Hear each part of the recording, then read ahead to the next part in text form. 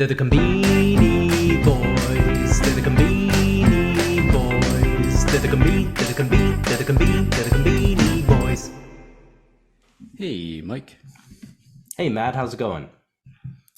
Oh, it's going well. You know,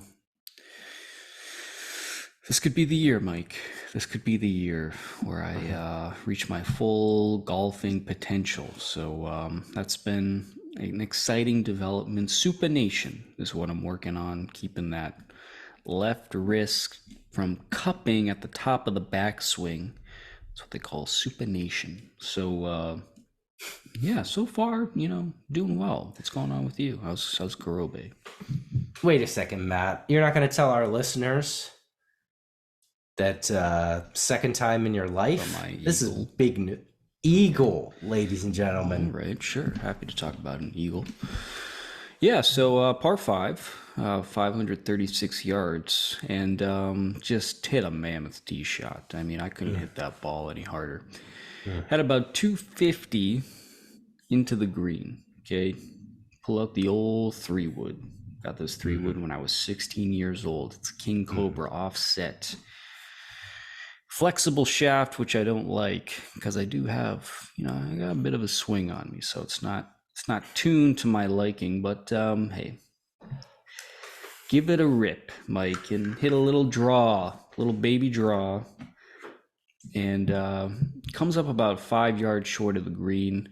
I chip in for eagle, just like in I chip in a lot on PGA 2K 23 or 22, whatever it is. It was just like that, chipped in for eagle, Mike. And then I dropped a second, back. I was like, oh, I wonder if I could do that again. So still, back 250, hit another 3-wood just, for fun. Put it on the green. 250. 250, put it on the green. Wow. About 20 feet from the cup, 2-putt for a birdie. But my real ball was the one I chipped in for eagle. Jesus Christ! Congratulations, Ben. And that was your second eagle of my life. My first one, I think I was 14 years old. Dennis Highlands. I think it was hole 7. Had a 4-iron, Mike, long iron. Okay, I was down at the bottom of a hill. You had to hit over a hill into a blind green, and I had to go over a tree. Not easy to do. 4-iron, tough to get in the air. I'm 14 years old now, maybe 15, and I hit this thing. I couldn't hit this 4-iron, and it just launches over the tree.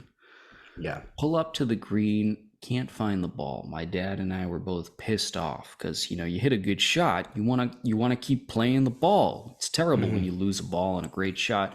My dad looks in the cup. The damn ball's in the cup. Damn. One of the greatest moments of my life to this day. What did your dad say when he saw it? Was he like, "Whoa"? I think he started he was getting on sending telegrams. He had like a press release. He was pumped up because my golf is my dad's favorite thing. So he was very excited that his son just hit an eagle with a 4-iron. That was about 180, by the way. 180 out. Still remember that. With a 4-iron. All right. All right, ladies and gentlemen. So I would say probably 1% of our listeners understand golf. So an eagle is when you hit 2 strokes under. So normally you have a par 5, that means if you hit the ball 5 times and it goes in the hole, that's like a normal score. If you hit 1 less, it's called a birdie. And if you hit even one less, it's an eagle. And an eagle is extremely rare. Like a normal golfer might not ever have an eagle in their life. So man, Matt, that's super exciting. Yeah. Well, on the topic of golf, now that we're changing topics to golf on this podcast, I'm hitting the course tomorrow with my father-in-law, Matt. So I'm super excited about that. But all right, Matt. I'm super excited though, because today we're talking about something that we haven't talked about. We haven't given it its proper time, Matt.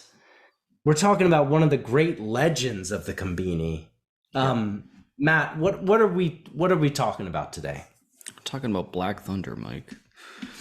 No, Black Thunder. I think everybody knows Black Thunder. It's extremely popular. It's done well in the Konbini tournament both times. Mm-hmm. Everybody knows it. I think primarily not just for its great taste, but rock bottom price, Mike. You can buy a black. I think a Black Thunder costs 35 yen these days to buy a Black Thunder. That's 35 cents. 35 ladies and cents. gentlemen. Well, wait. Sorry, Matt. Before we get into it, can we just give like the base explanation for our moms? You know, for the few people who might know. What is Black Thunder? What is Black Thunder? It's a chocolate bar that has puffed rice, crispy rice, studded throughout it, and has kind of like an airy filling, like kind of like that Aero chocolate from Ferrero, except this has puffed rice in it. So it's a chocolate bar with puffed rice and like a light, airy chocolate inside. And I happen to have a cross section handy, Mike. Oh boy, nothing's more helpful for a podcast than a visual. Yes. And the thing about Black Thunder is it's very crispy. It's very satisfying to eat, in addition to being very tasty. But, you know, we looked into this, Mike, and it's been around for some time. It opened in 94. Black Thunder was first sold in 1994. But it didn't really gain any sort of popularity until the late 2000s. Yeah. It was right when I entered Japan, really, when we came to Japan, 2008-ish time, that Black Thunder really took off. And it's because the company employed a pretty clever strategy. They targeted university students because the rock bottom price. And then it really blew up when they sponsored a Japanese gymnast at the Olympics. There was a Black Thunder sponsorship, and this really took things off for Black Thunder. And now you find it in every single konbini. You find it all over the place. It's super popular. They're doing all kinds of collabos, and they've released all kinds of flavors, Mike. I mean, they've had, according to their website, over 38 different flavors of Black Thunder. Pretty impressive. Also, you know, they have their strength, I think, is marketing. You know, if you go on their website and you hover over any of the links rumble. Oh, yeah. That's pretty clever, you know? Yeah. And then if you look at their Twitter feed, they have this incredibly clever campaign where they try to explain what else you could buy for 35 yen, but they have ridiculous things. So for instance, they say you can buy 84 grams of rice. Okay. Not bad. Yeah. But then you can buy 6.3 millimeters of travel toward the International Space Station. They did the math, Mike. I checked it out. It sounds pretty sound. Sounds like a pretty good deal, actually. For Black Thunder or travel toward the International Space Station? Yeah, 30 cents to travel through 6 millimeters towards the International Space Station. 6 millimeters of 3 inches. Okay. So, Black Thunder. No, 6 millimeters. 6 millimeters. Yeah. So you could buy like a quarter slice of a konbini cake. Yes, exactly. And for the same amount of money, it's probably cheaper to travel to the International Space Station than it is to cater a wedding. Anyway, yeah. But Black Thunder, tremendous product. And you know they have some side things that again, marketing is their strength, Mike. So they've pivoted the product in all kinds of ways. For instance, they have Black Thunder toast, and this is toast that comes pre-spread with Black Thunder sauce, kind of like Nutella. All you got to do is take the bread out of the bag, put it in the toaster, and then you eat it. And it's got you don't need a spread. The spread's already on the bread. And then they do collabos, Mike. There's a confectionery in Nagoya called Pyodin. All they do is make cute baby chicks. These little miniature cakes shaped like baby chicks. These are outstanding little baby chicks. I encourage everybody to check out our Twitter feed to see them.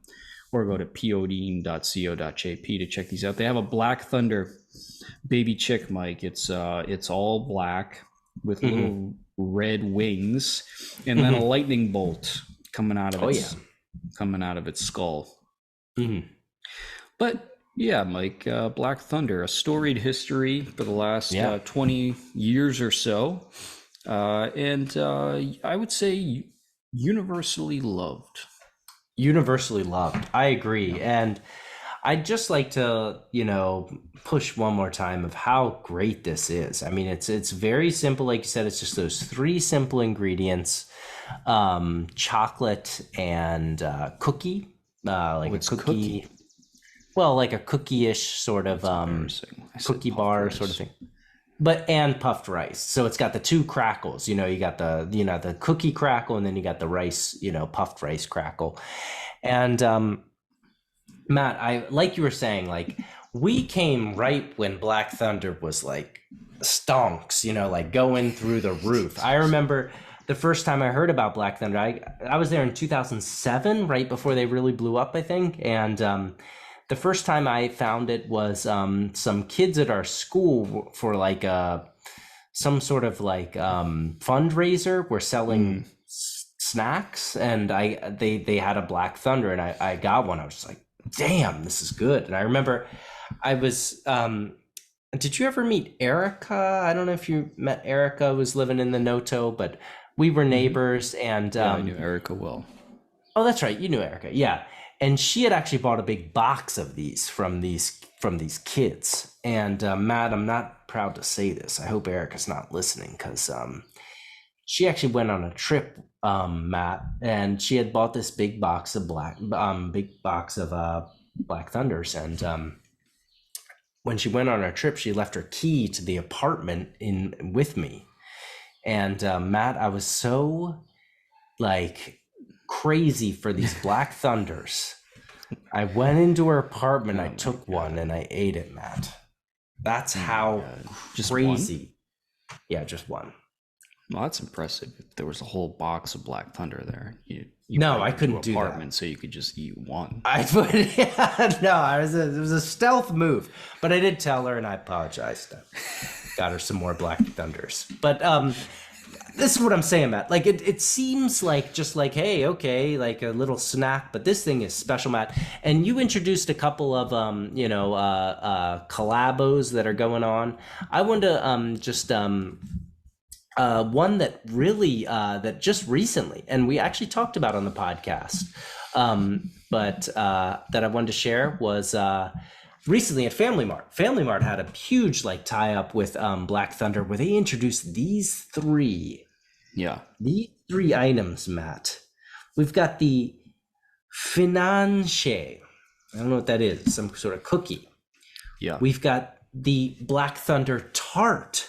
It was so good. And then we've got the one that, got me. That was the chocolate shoe, Matt. That was a Black Thunder shoe. Well, there's also the brownie. Is that a brownie? I guess that's white block. Block Thunder. This is Block Thunder, Matt. Yeah, Block Thunder. Block Thunder. Yeah, I mean, there's a lot of different ways you can take this product, and it's impressive. Right there, Mike, I think the shoe cream is probably the one that appeals to me the most, because you can imagine, and I just learned this recently, but professionally made shoe cream, they bake a little cookie on top of the shoe, so you get a little crispy crust topping. And Black Thunder comes with its own crispy stuff in it, and so you just put that on top. Boom, you got your professionally made Black Thunder shoe cream. How great is that?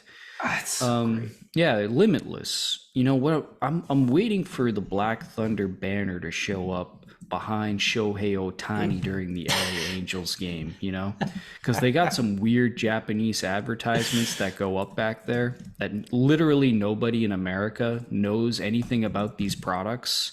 They're just like straight up rando. Like you'll see like aluminum manufacturers in Japan That's probably an exaggeration, but just like companies that don't have any business in America, they advertise behind Shohei Ohtani when he's at bat. So I'm waiting for the Black Thunder advertisement. In fact, that would be a great nickname for Shohei Ohtani, Black Thunder.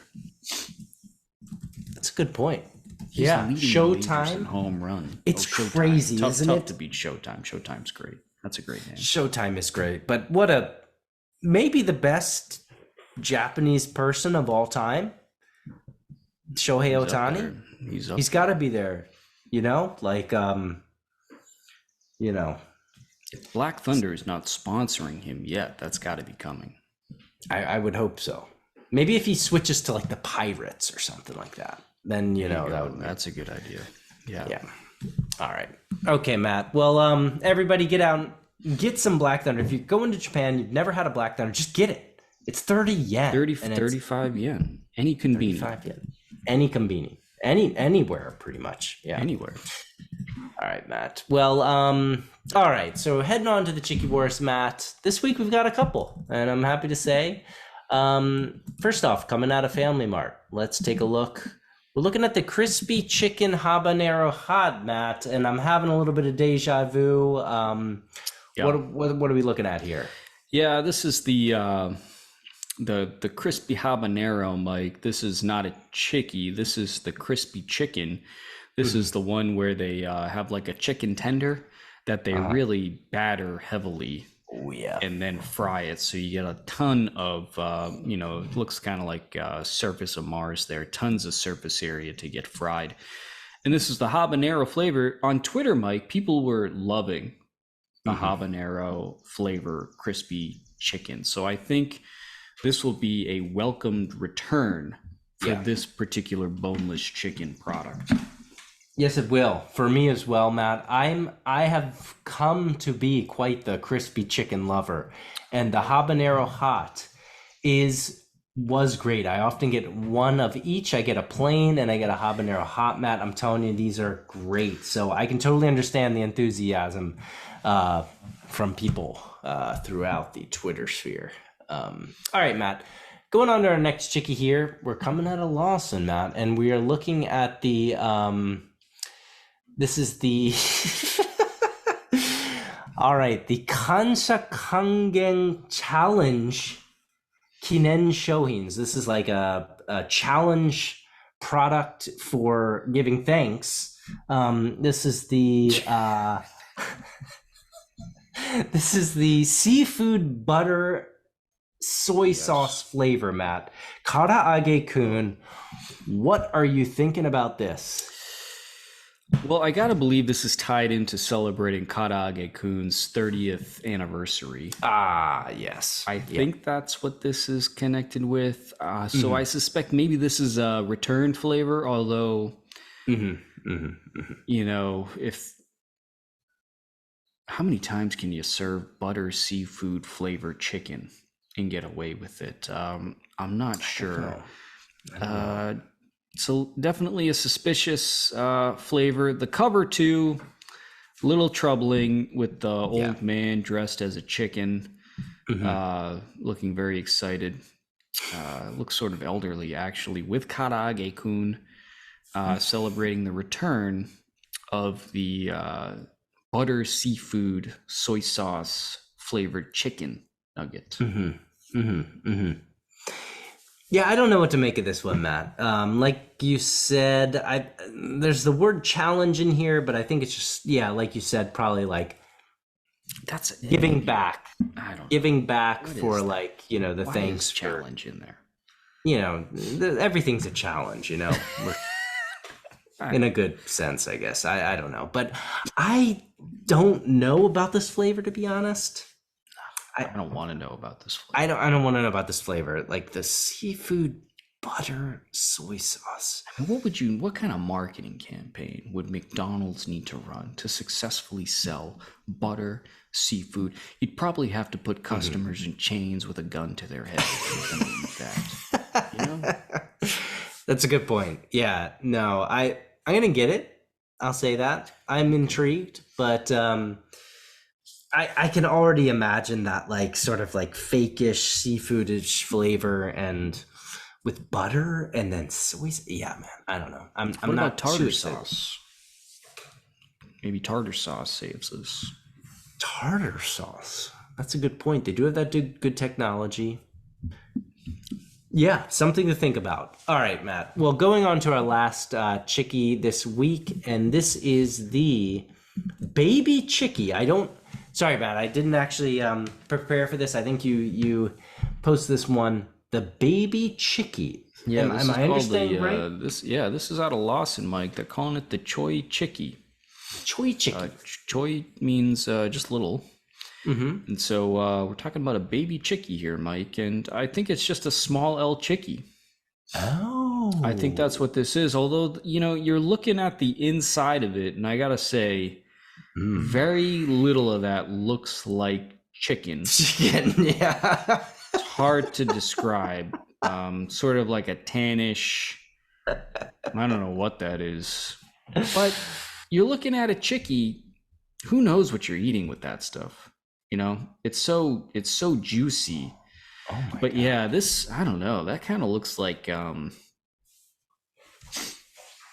it almost looks closer to like a pet food than it does chicken. I don't know. It does look weird. It looks weird. It looks like liquid. It almost looks like a chicken soup or something. Maybe that's the end game where it's you achieve, it's like the singularity of chickie, where eventually it just all becomes liquid. Oh, maybe that's what this is. Maybe it is. Maybe they've crossed the threshold where there's no turning back. Although to be honest, Matt, let's be honest 1 second here. I wouldn't be surprised if all chickies are at some point mostly liquid and then reconstructed into some sort of chickenish sort of thing. But yeah, I see what you're saying. Like we've talked about, everything in the future probably is going to be in bags, coolish, those like jellies, and the chickie. So yeah, I agree. All right, Matt. Well, interesting though. I'm interested in this. We'll have to look into that because I like a chickie isn't that big, so I don't know if there really a need for a baby chickie. I don't know. Yeah. But worth checking out. Let's go have a peek. I think I'd like to see this on at the Gemba segment. Without a doubt, I'll be getting it, and I'm excited because, and I'll talk about it later, but we recently talked about the Dekakara Age-kun, and then now we're talking about like a mid-sized chickie. Like, again, are we gonna have a whole range? Yeah. It's going to be like, car companies with, you got your mini crossover, you got your crossover, you got your mid-size SUV, you got your SUV, you got your big SUV. I mean, how many of these do we really need, everybody? Yeah. Everybody, not that many, that's for sure. So everybody just buy a Ford Bronco and be happy.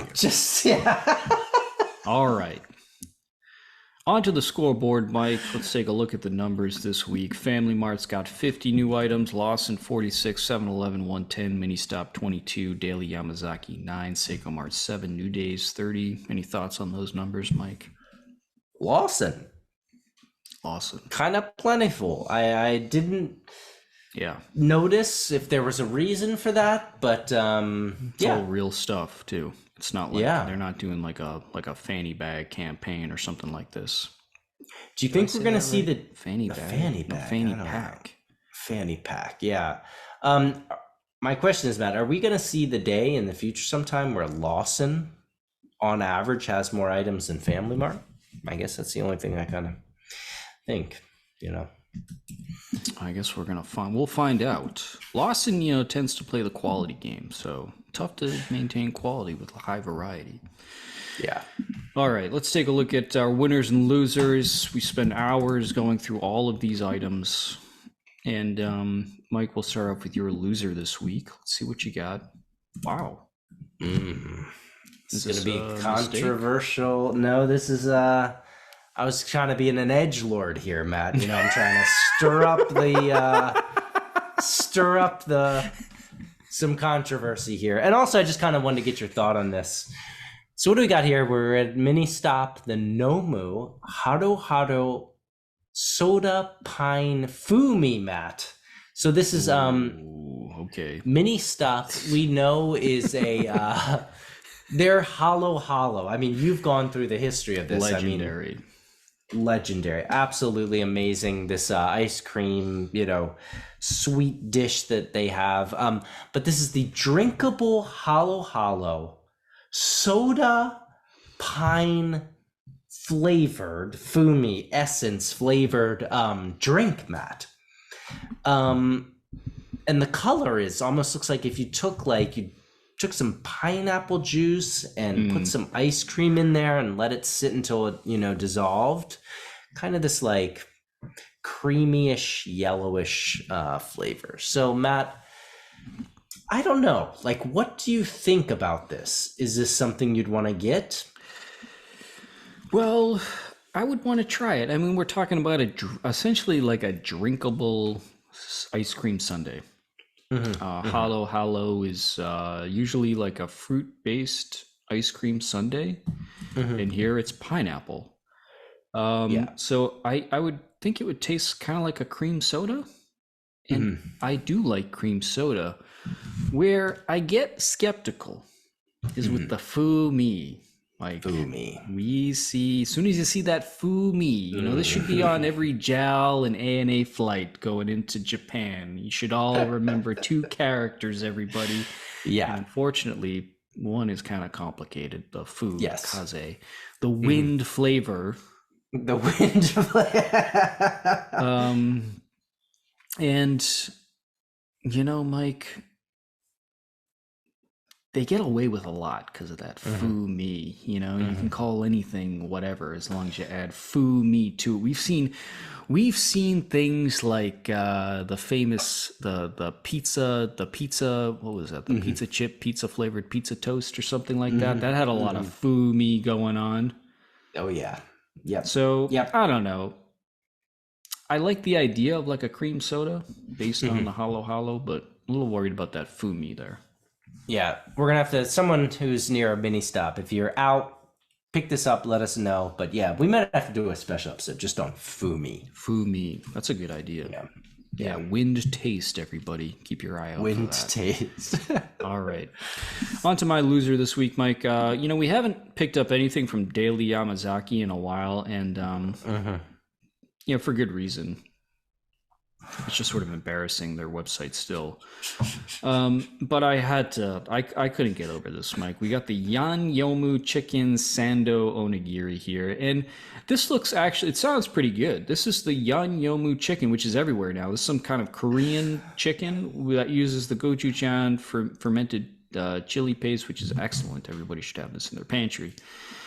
And it's sandwiched inside of an onigiri, but you wouldn't be able to tell that from the photo here, Mike. This thing looks like it came out of the ashes of a nuclear attack. This is kind of the thing you find, when you're picking up the body of the test pilot who crashed and his body incinerated into essentially a charbroiled carcass. It looks awful. And, come on, everybody. What's going on at Daily Yamazaki? They can't get and they still haven't figured out the transparent image thing. They got the transparent checkered background behind the image. I can't. It's like, oh, did you upload the transparent? I sure did, boss. Yeah, but I can see the background that indicates it's a transparent image. I just want the image. It's like, what is going on there? I don't know. I struggle. Come on. It's. Well, Matt, this is quite a stroke of luck we've had this week, because my winner this week was this? Yamyon Chicken Sando Onigiri. You're kidding. I'm not kidding. And I was gonna presented in the same way that you did. We haven't, picked anything up from Daily Yamazaki in a while. And here's my backstory. Here's my rebuttal. We've seen a lot of atrocities in terms of onigiris recently, specifically the Sugo Oni series. Oh, it's the worst. Out of New Days. New Days, yeah. And we've also seen a lot of these like onigiri sandwich things where they're like an open-faced onigiri where rice is just wrapped and the seaweed's wrapped around something. And I looked at this one, Matt, and I thought, wait a second now, and I think it might actually be the quality of the picture that makes me like it. I mean, this is the kind of junk that I could imagine. And I was out, I'm having a couple beers, I'm on my way home. I roll up into Daily Yamazaki somehow, where are you going to find one? I see this, Matt. Are you kidding me? That sloppy gochujang sauce on that chicken. I got to say, Matt, I actually like the look of this. And no joke, this was my winner. This might be the second or third time we've ever had a crossing of paths like this, but I totally see your side as well, so I'll say that. My criticism, I bet it does taste good. I just feel like they're doing this product a total disservice by uploading this image. I mean, and there's no excuse. I mean, what do they got back there? I mean, doesn't somebody have an iPhone that they can just take a photo of this thing and upload it? I mean, what is this website? Yeah, normally I would agree with you, but Matt, like back in the day, the early internet, you've only got 16K, images. Sometimes you'd see a picture, you'd be like, hey, that's a hot babe, but if you got a clear picture, maybe you wouldn't think that. And that's kind of how I feel about this. So this is a very specific case of me enjoying this pixelation and difficulty of seeing what this actually is. All right. Well, I think that's an interesting point. I think Daily Yamazaki needs like Facetune. Yeah. Right. Amazing that was your winner. Improbable. That was my winner. Yeah. Improbable. All right. My winner this week, Mike, is out of Lawson. Ooh. And Lawson recently has been, they've always pumped out some of the best sweets out there. I mean, stuff that would really fit inside of a restaurant, not just any restaurant, but like a high-end joint. And the past 2 weeks, they have issued some of the most spectacular products I've ever seen. And this week is no different, Mike. They got... Oh, this is also part of the thank you challenge. Okay, so this has nothing to do with karaage. Take that back. Okay. That seafood chicken, that had nothing to do with 30 years of karaage. Okay. This is the croissant roll chocolat. Now, Mike, I don't know if you're staying up to date with the latest on what's hot in like pastry on TikTok and Instagram. I'm not on TikTok, Mike, because we all know that's a Chinese Communist Party spy and propaganda operation. But Instagram, I stupidly go on so I can see amazing pastry chefs, especially this guy in France, make a goddamn working bell hanging from a roof out of chocolate and cake. It's incredible what this guy does. But a big thing right now, Mike, is shaping croissants into all different shapes. So you got your circles, you got your squares, all kinds of stuff. And now Lawson is doing this, and they're making a circular croissant.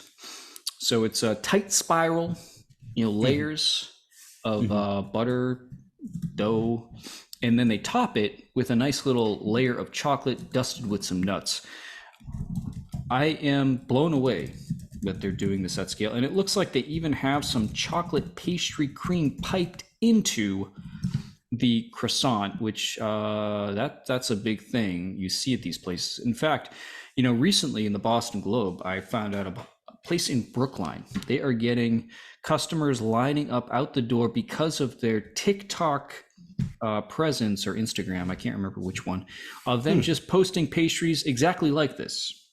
And then Wow. people queue in order to take a photo of them eating one of these pastries on their own Instagram and TikTok accounts. So the social media begets more social media, Wow. um, which is all fucking dumb. But anyway, Yeah. loss impressive that they're hopped right onto this trend. Wow. First off, 192 yen, Matt. That is a nice Oh price. boy, Are let you me tell you, kidding this me? probably costs about $6 at a regular Yeah. bakery. With current yen to dollar, that's probably like 150 yen. That's probably like a buck 50. What can you buy for a buck 50, Matt? You think you could buy a Black Thunder for a buck 50 in the States these days? I'll tell you what, $1.50. What will that get you here? I can't remember the last time I bought something for $1.50. Yeah. Maybe like a pencil, an old normal pencil, A the ones you have used to pencil. sharpen. I A probably got a used used pencil for $1.50. at the used. You got a used pencil.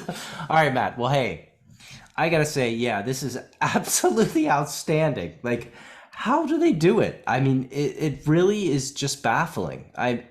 We could probably, Matt, we could strip away everything else and just talk about Lawson's sweets each week, and we'd have plenty of content.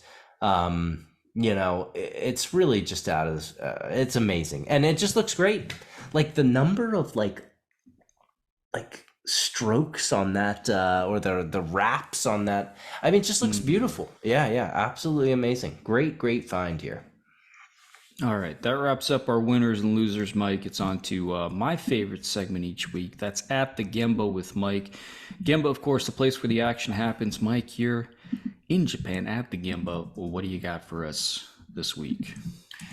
All right, Matt. Well, hey, I gave the spoiler earlier, so I want to talk about the Dekakara Gekun, Matt. Oh, This great. is we talked about this. We said how big. This is the Dekakara Gekun, which means like the big Kara Gekun, and we are wondering how big is this thing. And I'll tell you what, Matt. I was happy with the size. These things are maybe two times the size of a normal Wow, car. Yeah, that's big. at least 1.7 times as large. You could probably go to the super salary man for the official number. For the official weight and diameter. I will say, like normally Leo and I, we many times after preschool we go and we go to the kombini and we get some. He likes the karage-kun, Matt, and so I often we'll share a box and I'll give him one or two. And I'll eat three. But with this Dekakara Gekun, Matt, he was holding this thing with two hands. 2 hands. Two hands, Matt. So I gotta say, and it's the interesting thing that made me think when you're introducing that, like the chibi chicky or whatever is that like half-size chicky that we just saw. The size of something does in many ways change the overall experience, like strangely, like it's the same flavor, it's the same outside, but it's something about like the density or whatever it might be. I really enjoyed this, man. I give it 4 stars, and I gotta say, I'd like to see more big karage-kuns in the future. I'd like to see, especially the red. If they bring out a red, that'd be great. So, yeah, really, really nice, and I was happy with the size. Do you get the same number in a box? You do. Oh, wow. So the box must be bigger. Yeah, it might be. Yeah, but it was filled to the brim. 5, karage-kuns in there, and I was full. Leo was full. It was yeah, man, very, very nice. All right. Well, that's good to hear. And I guess next up we'll have a report on the baby chickie, and then perhaps even the seafood butter soy sauce karage.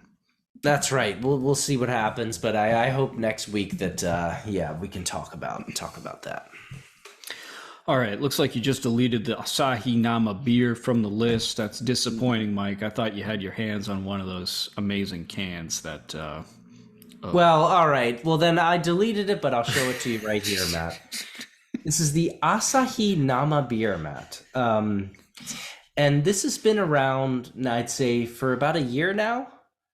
I first had it when I bought a box for my father-in-law at Obon, or no, not Obon, at New Year's.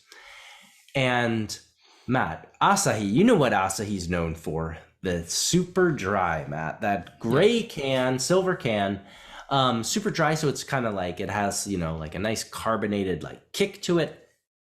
But this is a really smooth and nice beer, Matt. And it's become, I would say, my go-to in the sort of class of the Ebisu and those sorts of beers. This is a little bit high class. Not trying to enter the luxury market.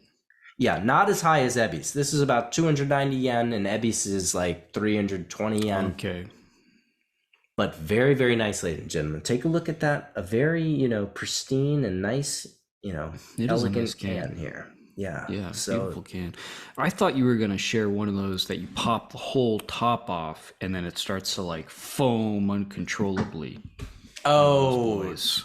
No. This is just a standard. They call it just the Asahi Nama beer, the Adu Elfu. The Adu Elfu. Maru Elfu. Sorry. Maru F. Maru F. Maru F. Yep. All right. Kind of misleading there. It's not what beer. But anyway. It's a beer. All right. That wraps up this week's episode, everybody. Thanks for listening. A special thanks to everybody who's been supporting the podcast and newsletter financially. You can do that by subscribing to our newsletter or heading over to buymeacoffee.com and buying us a chickie. You can, again, subscribe to our new newsletter at conveniboys.substack.com. It's a weekly newsletter. We provide more of the latest and greatest from Japan's great convenience stores. Be sure to subscribe and rate the podcast on Apple Podcasts, Spotify, wherever you get your podcasts. And you can watch us on YouTube. Believe it or not, subscribe and like. And, of course, check us out on Twitter. Thanks, everybody, for listening. And, Mike, I'll see you at the Conveni. See you at the Conveni, Matt.